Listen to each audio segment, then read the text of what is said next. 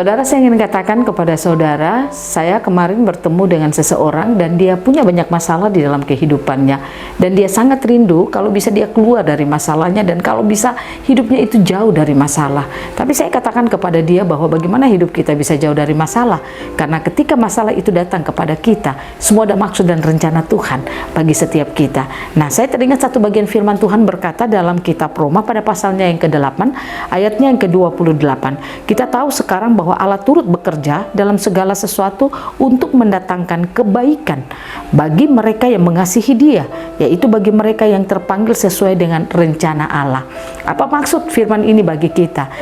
Tuhan mau saudara dan saya harus membangun kesadaran kita bahwa kita adalah orang yang terpilih.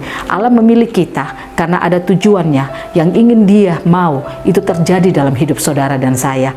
Kalau kita baca dalam kitab Kejadian pasal 1 ayat 26, Allah rindu manusia itu serupa dan segambar dengannya.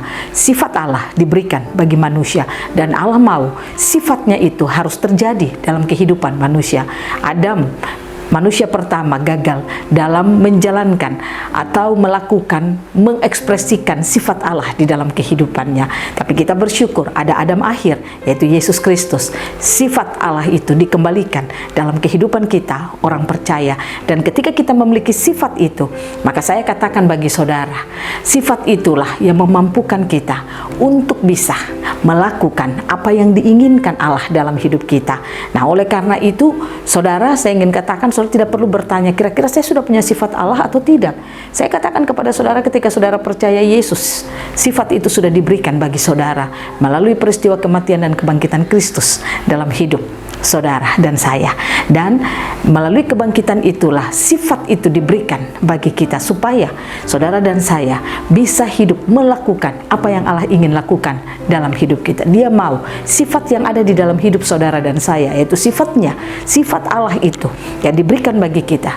Dia mau itu harus termanifestasi melalui hidup kita. Kita harus dapat hidup mempresentasikan Dia melalui hidup kita. Nah, oleh karena itu saudara percaya Dia akan izinkan banyak hal terjadi dalam hidup kita. Mungkin dari dalam perjalanan hidup kita ada tantangan yang kita alami, semuanya itu ada maksud Tuhan supaya Dia bekerja lewat semuanya, supaya maksud dan rencananya itu jadi dalam hidup saudara dan saya. Artinya rupa dan gambar Kristus itu, rupa dan gambar Allah yang diberikan bagi kita dalam kitab Kejadian itu, sifat-sifatnya itu ada dalam hidup saudara dan saya. Oleh karena itu jangan pernah mengeluh ketika ada masalah, jangan engkau marah ketika engkau ada masalah, jangan engkau berkata Tuhan itu tidak baik ketika engkau ada masalah, atau engkau stres ketika engkau ada masalah, atau engkau akan mengatakan Tuhan kenapa hidup saya begini, hidup saya penuh dengan masalah. Tapi ingat, firman Tuhan berkata Allah turut bekerja dalam segala hal untuk mendatangkan kebaikan bagi setiap kita yang mengasihi Dia.